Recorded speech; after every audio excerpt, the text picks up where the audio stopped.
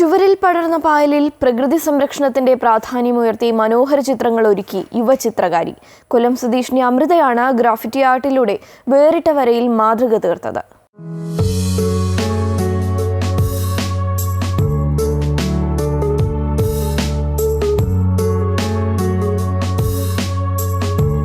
വനനശീകരണത്തിന്റെയും പ്രകൃതി ചൂഷണത്തിന്റെയും പരിണിതഫലങ്ങൾ നാം അനുഭവിച്ചു തുടങ്ങിയിരിക്കുന്നു.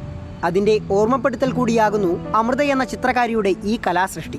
ഓക്സിജൻ സിലിണ്ടറുകൾ ചുമലിലേന്തി ശുദ്ധവായുവിനായി വൃക്ഷത്തൈകൾ നട്ടുപിടിപ്പിക്കേണ്ട ഗതികേടിലേക്ക് നാം എത്തിച്ചേരാൻ കാലമേറെയില്ലെന്ന ഈ പായൽ ചിത്രം പറയുന്നു. നഷ്ടമായി തുടങ്ങുന്ന നമ്മുടെ സൗന്ദര്യവതിയായ പ്രകൃതിയിലേക്ക് വിരൽ ചൂണ്ടുന്നതാണ് തൊട്ടടുത്ത ചിത്രം. അമൃതയുടെ ചിത്രങ്ങളിൽ പച്ചപിടിച്ച വൃക്ഷങ്ങളും വൃക്ഷത്തൈകളും പ്രകൃതിയുടെ മനോഹാരിതയുമെല്ലാം പായലിൽ തന്നെയാണ്.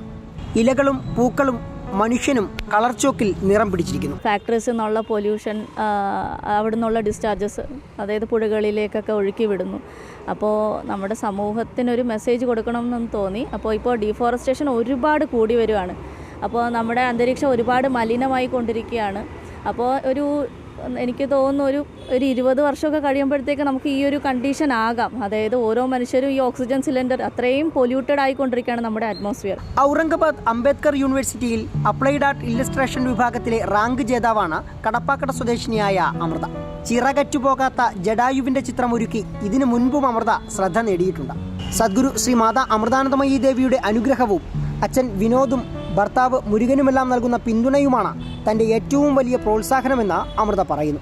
ഓൺലൈനായും ഓഫ്ലൈനായുമെല്ലാം പല പ്രായത്തിലുള്ള 500-ൽ പരം ആളുകളാണ് അമൃതയിൽ നിന്നും ചിത്രരചന പരിശീലിക്കുന്നത്. തിരുവനന്തപുരത്ത് സ്വന്തമായൊരു പെയിന്റിംഗ് സ്റ്റുഡിയോ ആരംഭിക്കുന്നതിനുള്ള ശ്രമത്തിലാണിപ്പോൾ അമൃത.